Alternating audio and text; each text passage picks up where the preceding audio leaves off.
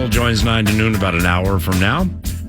Former quarterback for the Minnesota Vikings and New England Patriots, Kansas City Chiefs, and so on. But let's mix it up a little bit right now, and we welcome you back to FM 100.3 KFAN. Really excited to meet entertainer Joe Gatto, a Staten Island, New York native. He's going to be at Canterbury Park August 30th, performing August 30th on the grandstand stage, and get tickets and learn more at canterburypark.com.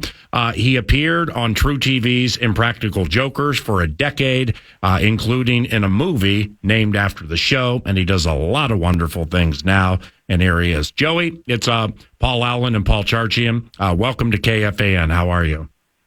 Very well, Paul. Thanks so much for having me. No problem, brother. I am Impractical Jokers. I believe the movie, was released in 2020. What was the movie greatly impacted at the box office due to the pandemic, or did it still crush? Well, we always joke that we were the longest running movie in history because all the theaters shut down and we were still on the marquee for a year and a half. So we broke some major history of records there. We definitely did. We were out for 3 weeks before the world shut down, so it was definitely interesting. But it was on streamer, did well. It definitely did well. But I think it would have been nice to have been in theaters a little bit longer. Now, given you're going to be performing at a racetrack, do you happen to have a horse walked into a bar jokes? I figured that's what they would. If I didn't open with that, they would be disappointed. A horse walked into a bar. Two nuns and a goat got on a train in Cleveland, and it's August 30th. CanterburyPark.com. Birchie? So, Joey, the way I found Impractical Jokers was on True, because True's got some other good shows. I like Adam Ruins Everything. I like The Carbonaro Effect. And then your show would be rolling right after that. And I still like those shows. Michael Carbonaro's touring right now. If I can only go to one show, am I seeing you at Canterbury Park on August 30th, or am I going to Michael Carbonaro? I would go to Michael Carbonaro. Come on, man. I mean, Joey Gatto sounds like a baseball player who strikes out 1,000 times a year but hits like 30 home runs. And Carbonaro sounds like something I put on top of rigatoni. So I'm going to see you at the racetrack, man, August 30th, Canterbury Park. I appreciate that. That was some reverse psychology, and I'm glad it worked. Thank you so much. Hey, that's fantastic. Do you prefer Joe or Joey? I go by Joe or Joey. I grew up, my father's name was Joe, so I was always Joey in my household. And then when I started, I wrote my first autograph, and I signed my name the way I signed a check. And my wife was like, you probably shouldn't do that because the people are going to have your signature. So now I autograph Joey Gatto. So yeah. I get called both. Yeah, or if you get some analytics where maybe the audiences are a little down, persons 18 to 34, well, then I'm Joey. Hey, I'm your friend. I'm Joey. Relatable. I'm happy Joey. I've been called everything, and I've been called worse, so I'm fine either way. Are there are there jokes that are no jokes in comedy, and how important is knowing your audience before unfurling the bit? I think knowing your audience is super important, and just knowing like your brand and what you want to be. I'm not a controversial, political, edgy comedian at all. I'm kind of just there to make people laugh and forget about how terrible the world is because we're all going through the same stuff right now. Amen. So I just want to provide an escape where people could just go with friends, family, hang out and laugh. And that's what I try to do. So I don't really run into that too much. I'm not there to be divisive or anything. I'm there just to have everybody come together and have a good time. So while we're talking about your show, obviously Impractical Jokers, it was a improv kind of public humiliation show with unsuspecting public. Tell me what this set is that we can see at Canterbury Park on August 30th. Is this still kind of improv based? What are we looking at? No, it's true stand-up. I've been touring as a stand-up comic for 3 years now, and this is my new tour. I had done Joe Gatto's Night of Comedy for the past 2.5 years, and this is the new Let's Get Into It tour, which is brand new material for anybody that had seen me before. And it's basically it's stories about me and how I became the maniac that I am, I think. So it just sheds a little bit more light on what I was as a child, my upbringing with a crazy Italian mother, and now how I impact my children because I have 2 kids now, and the result of me being who I am and how it's affecting them. Hey, Joe, doing stand-up, as you mentioned, you've been doing stand-up now for several years and probably at other times throughout your career, but your fascination with and what gravitated you towards improvisation and just as an outsider thinking about, the only way people get into comedy, and this would be an ignorant thought, is you got to be up on stage. It's a stand-up comedy. You're writing bits. You're doing open mics. You're testing all of that out. But improvisation, what led you down that route, which clearly got you in a pretty solid direction with the TV show and a lot of other accolades? Yeah, improv comedy I liked because it was communal. Like, you were in it with other people, which I always found a lot of fun. You were creating in the moment, too, which was kind of good. It felt less like homework and more like entertainment to me. So that was that was a big thing for me. But I always enjoyed improv. I always enjoyed, and still do, I always enjoyed jumping on stage with people and making something happen in the moment. Mm-hmm. And I take that into my comedy. So if something happens while I'm up there and, doing my stand-up bit, if something inspires me, I'm not afraid to run on a tangent, talk a little bit about something, create new material on the spot. I think that's really a fun part of it. Joe/Joey/Joseph Gatto is on the 9 to noon show now. Staten Island native. I and many will be at Canterbury to watch him perform August 30th. CanterburyPark.com. Via Twitter, it is Joe_Gatto, Gatto. Joe_Gatto. Is Jiggy part of this tour? Did I see that Jiggy's part of this tour with you? Yeah, my feature is Marcia Gargi. Jiggy. He's a great comic friend of mine. He's very funny. I've known him for a decade now, and just a great guy. So I'm happy to have him on board to warm up the crowd and share some laughs as well. When Mark gets to town, he and I will bring the total number of Minnesota Armenians to 2.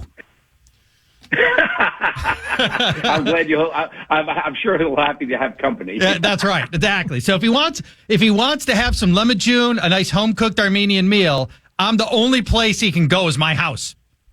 I will be sure to let him know. Please do. Going backwards in time a bit to the show itself, Impractical Jokers. There's a TV element where, as I watch it, the viewer, everything's kind of smooth. It all clips together. Any memorable moments in which maybe something went really wrong and you guys kind of had to backtrack a bit? I mean, as edgy as it was, pushing as close as you could with some of these people on the fly, I imagine there were moments that as a TV viewer, it turned out a lot better maybe even than it did in real life.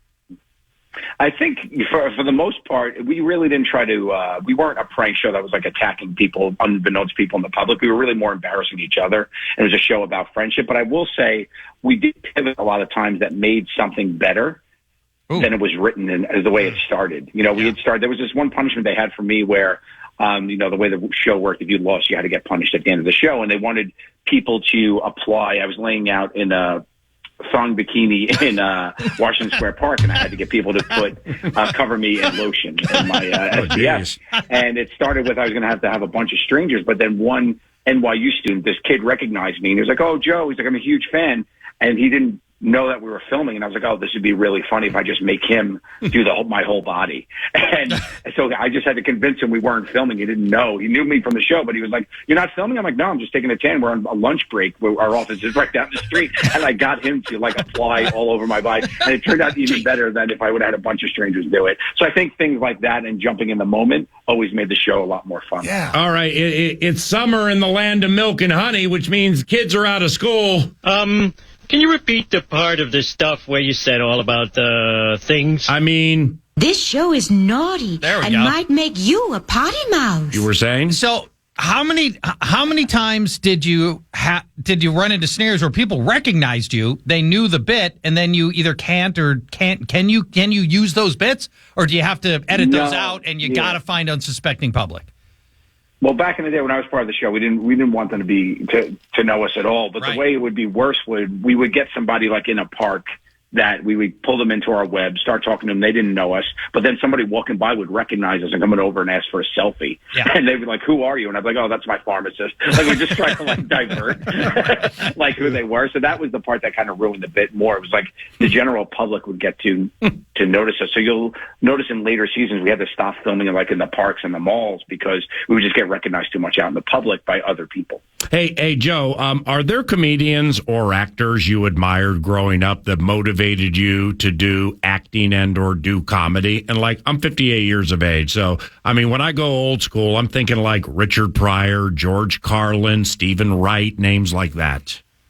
Yeah, I mean, I was a comedic film person. I used to watch comedic movies with my father all the time. And Mel Brooks was I'm a huge Mel Brooks fan. I mean, I think he's a god among men. He's amazing at what he did. He just knows how to make people laugh, how to make a good story, and I thought he was always great. But then as far as stand-up goes, my dad, the first stand-up, we used to watch Home Improvement with Tim Allen, and I watched Tim Allen's stand-up with him. Richard Jenny was another one that we had watched and we loved. Yeah. So back in the day, those were my guys.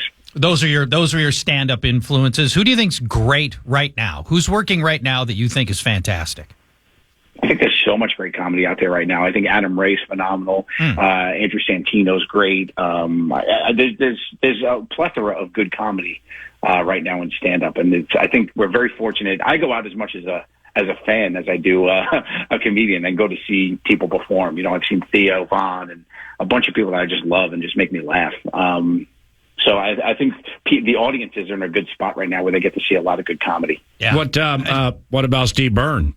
I mean, it's Bird's the best. Yeah, well, of course he is. You co-host a podcast with him. It's heading into season 2 called Two Cool Moms, and you can hear it right here on the vast and ever-expanding free iHeartRadio app. Right, Joe? Absolutely. You got me. That's right. Yeah, Stevie is like a brother from another mother, that guy, man. Me and him just really connected. I know him. He started touring with the Jokers. He had a show on TBS when we had our show on True, so we started getting thrown into those network events that are always very boring. We found each other, and those would always make them a good time. So we'd befriended each other there, and then when I left Jokers and had a little bit more time on my hands, I wanted to get into the podcast game, and so did he. So we started up our podcast, and we found the format Two Cool Moms. In the beginning, we called it Yin Yang Parmesan because of our nationalities. But we had found that we both talked about our mothers a lot, and we both were consiglieres for our friends. Like, we would be people that people go to for advice. So we decided to integrate that into our podcast, and it's such a great time, and we're really excited to be on iHeart for this season, too. So speaking of crossovers, both you and Sal are doing stand-up, and I think I've seen you randomly pop up into each other's shows sometimes. I think that's great. And that's sweet. Yeah. So fun. I love doing that. He loves doing that. I mean, I pop up on the Joker shows, too. They're touring.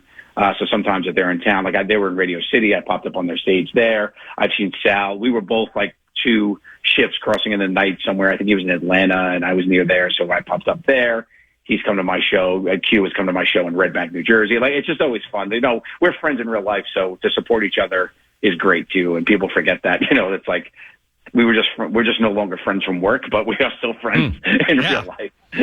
This is Joe/Joey/Joseph/Giuseppe Gatto, a Staten Island, New York native who will be at Canterbury Park down Shakopee Way, where the people come to play. Canterbury Park, see Joey every day. Horses sing. CanterburyPark.com to get tickets and learn more. It's August 30th. It's going to be really, really good. Many remember him from True TV's Impractical Jokers, whether on True TV or the movie. And it's awesome having him on 9 to noon. You can learn more via Twitter at Joe_Gatto, Gatto.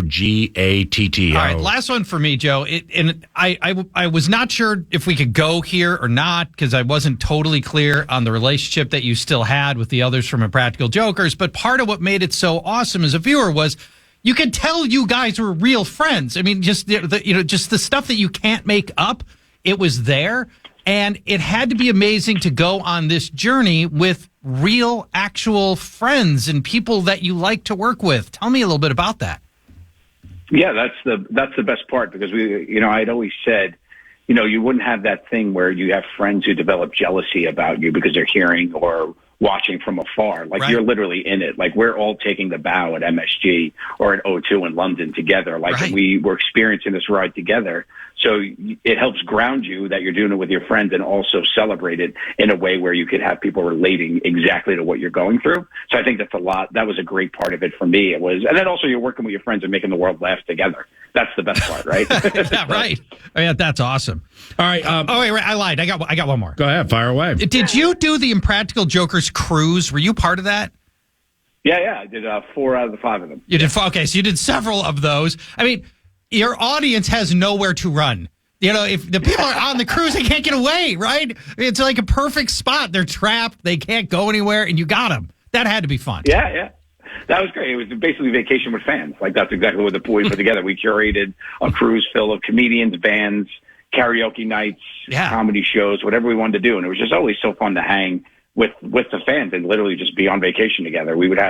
I would have such a good time in the casino, gambling with them, and going through the buffet and just sitting down and talking with families. It was really something special and super cool to be able to do so many times. Joe,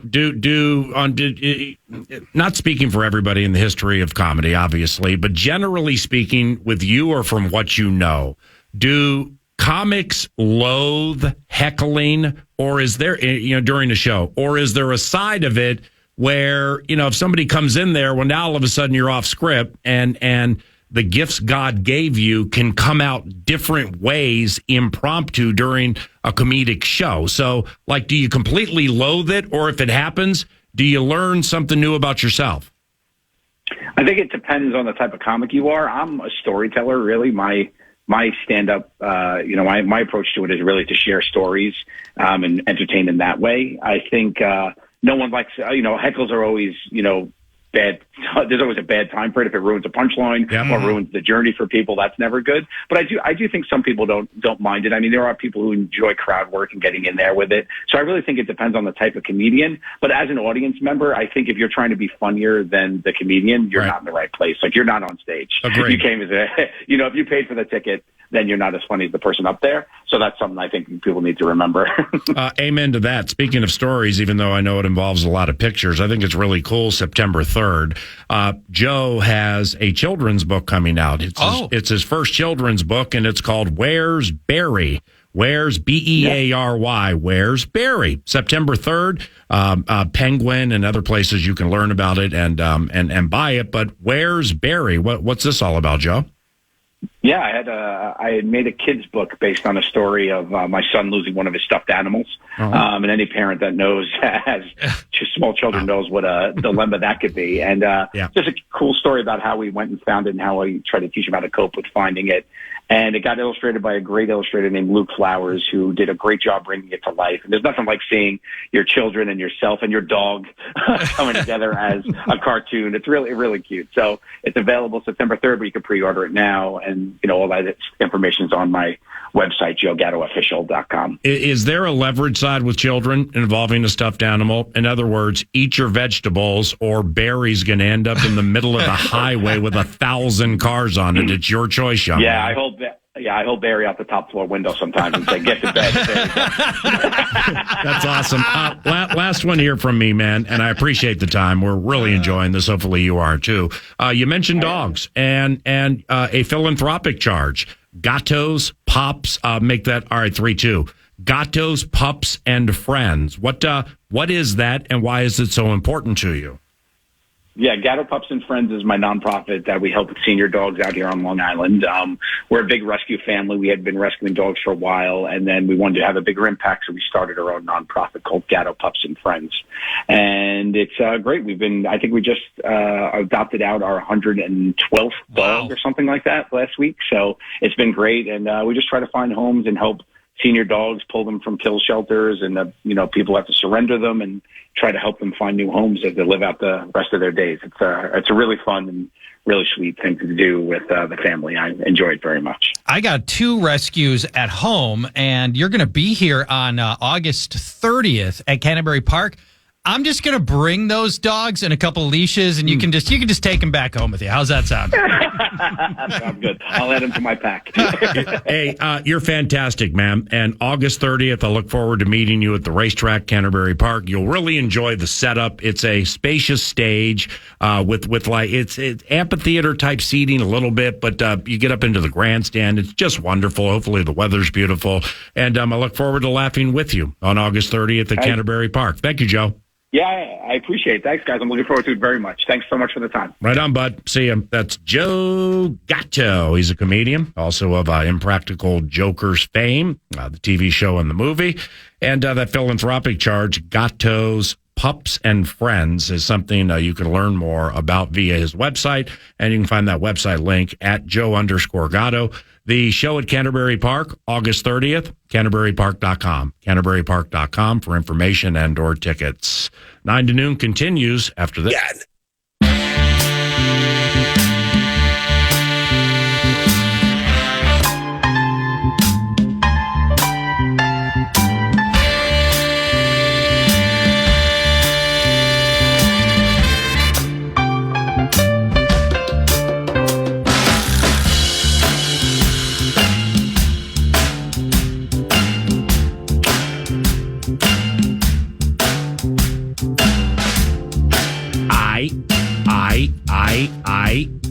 I got a question here for you. Stand by.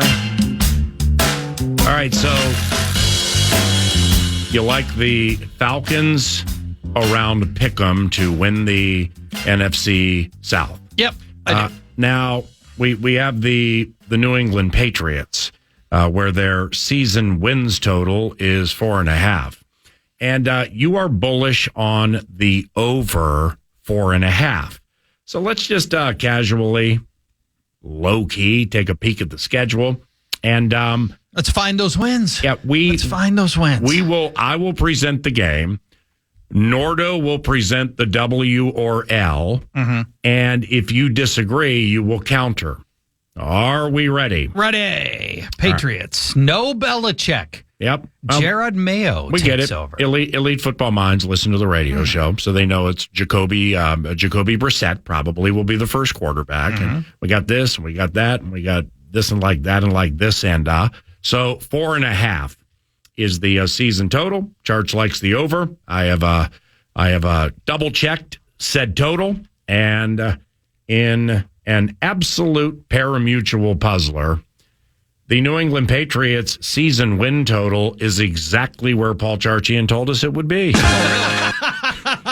It wasn't open 4.5, moved to 6.5, but we're going to radio sell the 4.5. So we'll go with 5 wins and you get paid, 4 or fewer and you don't. Okay. And here they are. We're coming. Week 1 at Cincinnati. Loss. L. No, sorry. You go first. You. Sorry. You're the practical joker. We're looking for the impractical joker. So you ain't gonna argue with that. Cool. Yeah, L. Week 2 hosting Seattle. L. I'm giving you time here. I'm taking my W right here. Home opener. And West Coast team playing at 10 a.m. West Coast time, where that may sound trite, but if you look at the percentages over the course of 20 years, from a point spread standpoint, the West team going east playing the early game does not cover more than it covers. So you're going to give that one a W? Yep. I gotta pick my close games as W's. I'm taking that one.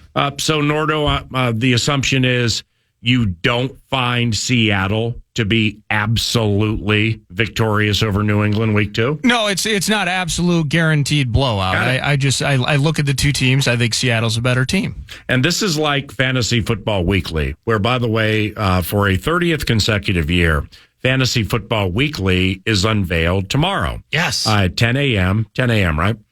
10 a.m. tomorrow. Yep. Fantasy Football Weekly 30th anniversary show. What you got planned is Jeff Haydock going to pop out of the cake? We'll have a little Jeff Haydock in the cake, little Bo Mitchell, little John Tuvey, little Ben Vickers. Out of a cake. Yeah. Oh man, that'd be a lot of fun. It is. We do have some of our longest running hosts of all time.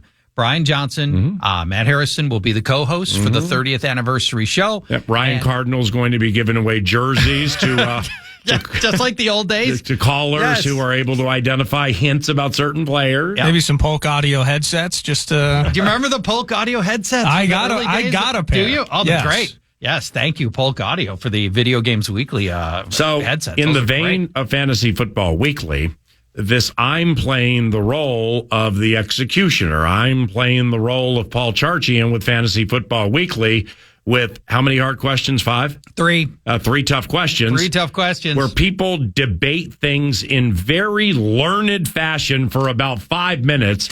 And then because Charch hosts the show, he gets to come over the top with the answer.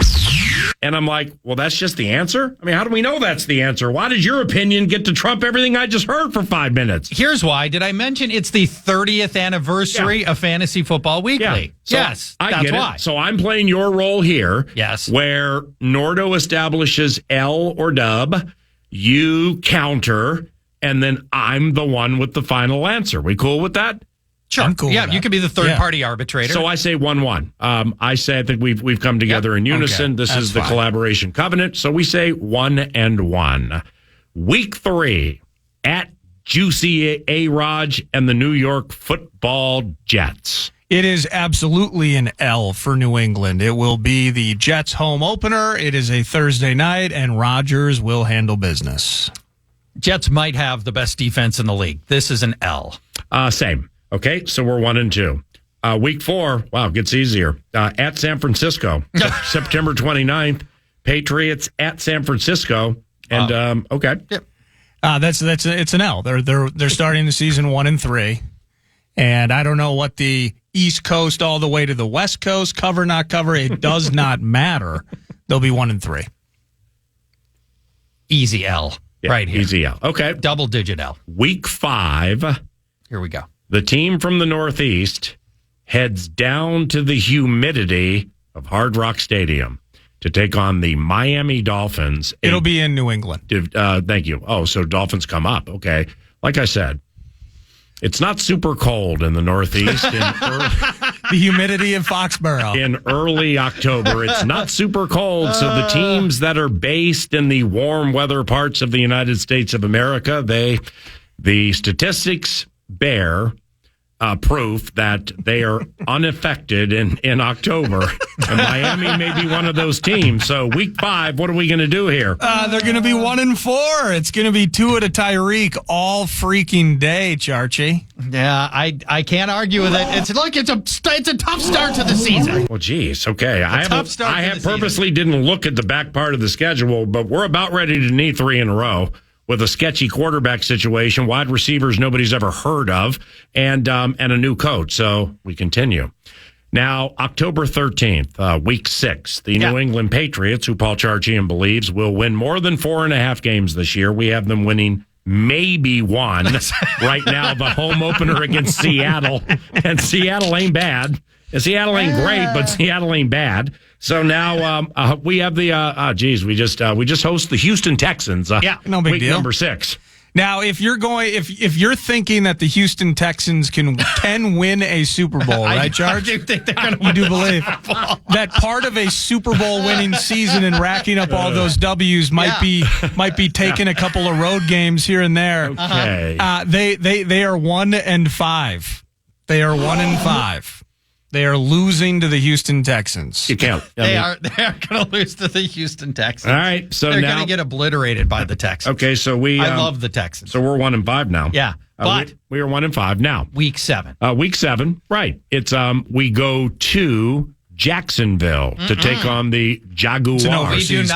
We do not go to Jacksonville. That's an overseas game. We go to Wembley Stadium. Well, baby. Yeah, good for Patriots fans because they're sick of seeing them. I always love that. Yeah, good for Patriots fans. They just happen to play the team that is as accustomed to anybody of playing overseas games. Yeah. It's a virtual Shah home Khan game. or whatever his name is, the owner. He owns all the property around Wembley. He's been there so often. It's a place for family and friends to stay. I mean, they know where the bones are buried at Wembley. Okay, but no, it's not you.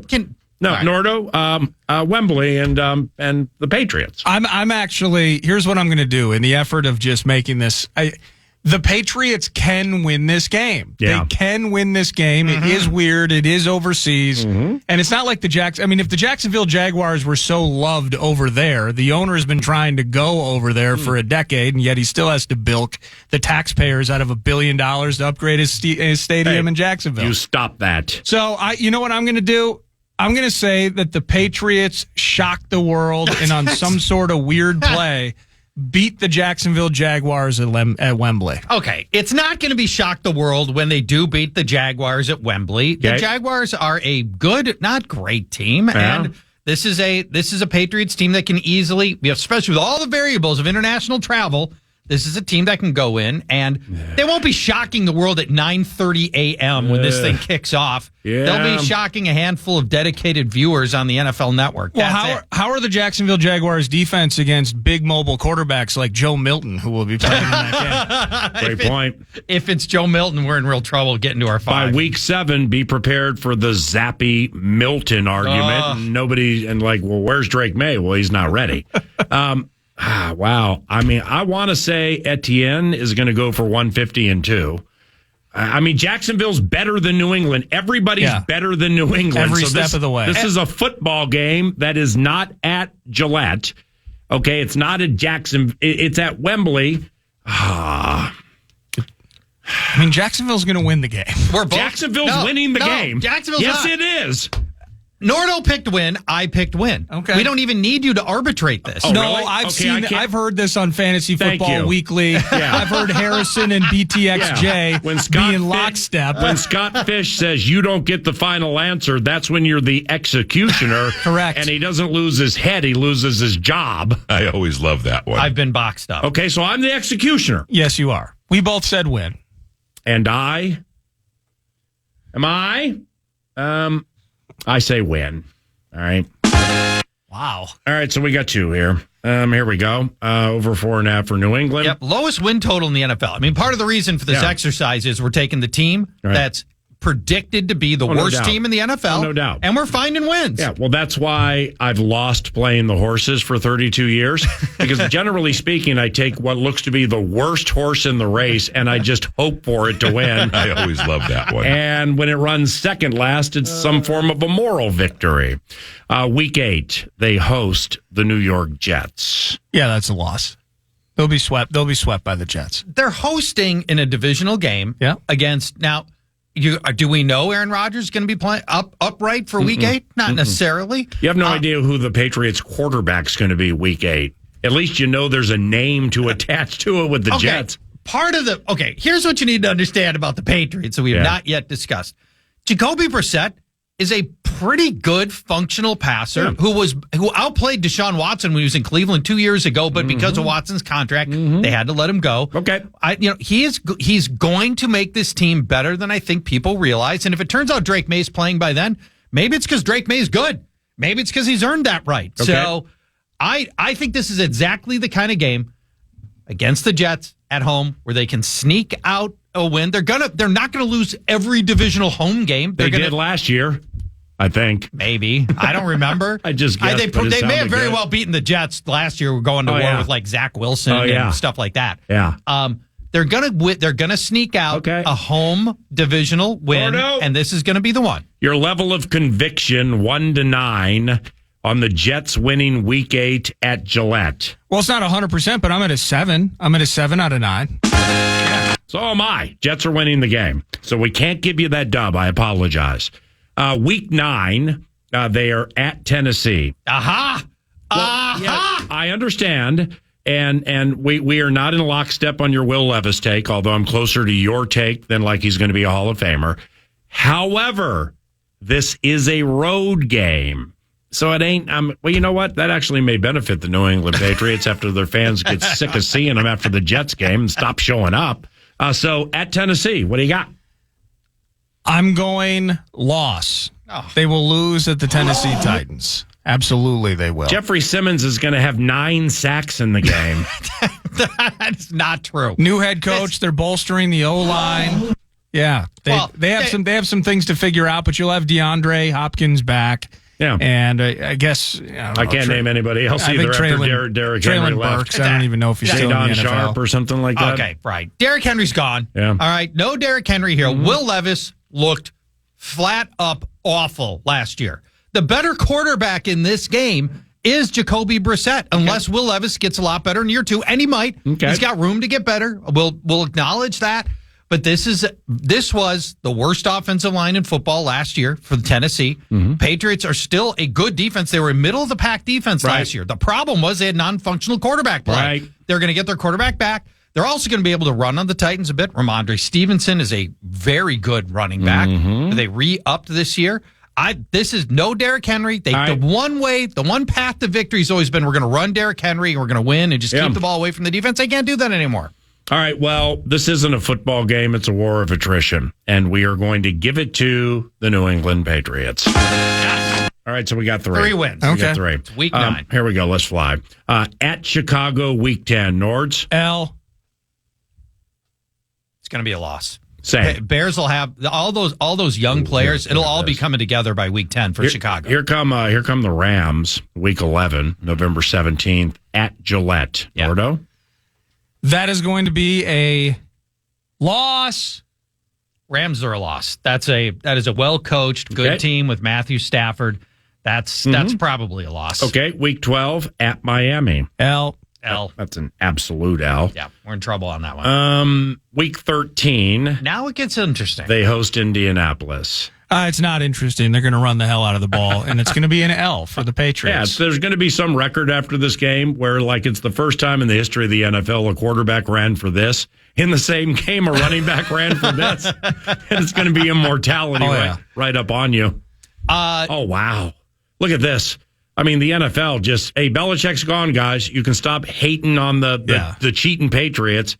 With all of this morose and negativity and rebuilding, well, at least they get their bye in week 14.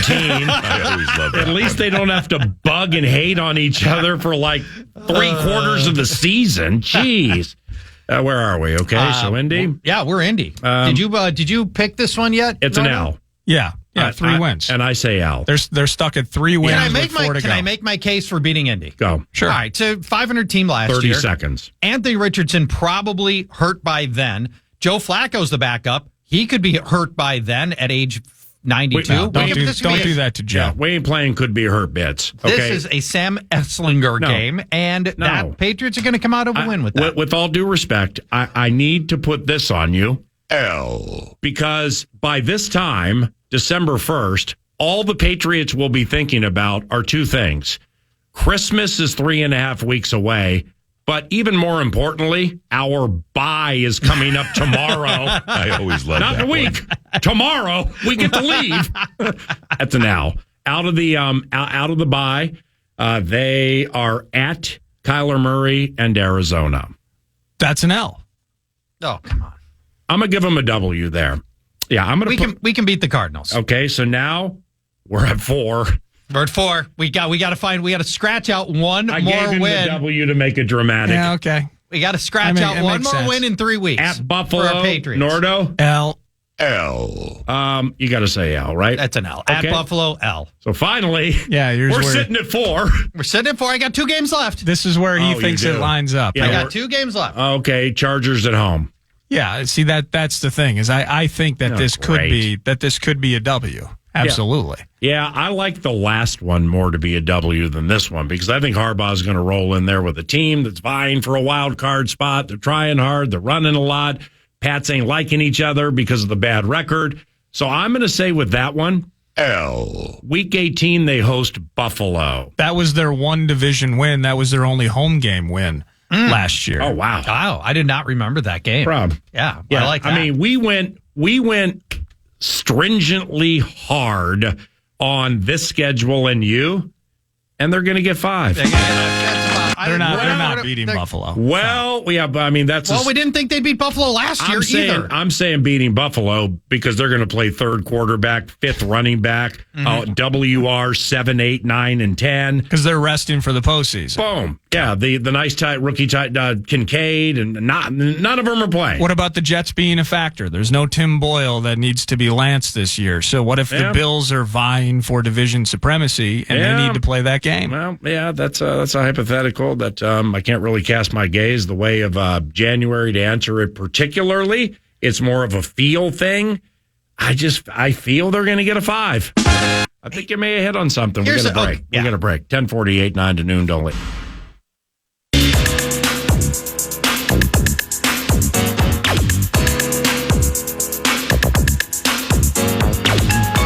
Welcome back, 9 to noon. It is a truncated edition of News du Nord and really kind of a 1 and a half topic situation here. News to Nord's always brought to you by The Casino at Canterbury Park. CanterburyPark.com for the live racing schedule, event details, and you don't even have to look at the website. Every day, all day, go feel the felt. Poker, blackjack, and table games are open every day of the year.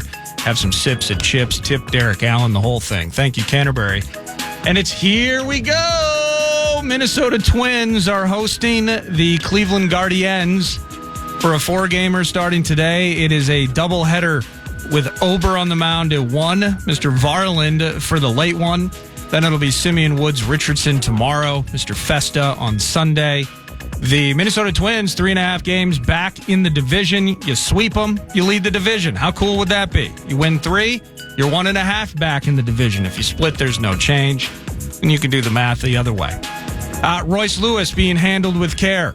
Correa not expected to participate in the series. This plantar fasciitis, dealing with it on the fly thing, he's missed almost a month. Byron Buxton potentially missing a couple. So it's kind of a freaking MASH unit right now heading into the series, but looking forward to it. It'll be at Target Field. Weather's looking all right. Should be a fun one on a Friday. But let them play 2 and maybe go hang out all day and watch 2 of your favorite baseball team. USA Basketball, it took the veterans, it took the wily old guys, it took LeBron taking over, it took Steph Curry, it took the big dogs. They do find their way past Serbia. They'll be playing in the gold medal game on Saturday. Looking forward to that one as well. And that's all I got for you as we try to catch up on the clock, because Matt Castle, former Vikings quarterback, is going to join us around the corner. Thank you, Canterbury's Card Casino, The Casino, for sponsoring News to Nord. 9 to noon, back in a flash. Matt Castle, a Covenant catch-up with PA and Charge around the corner on The Fan.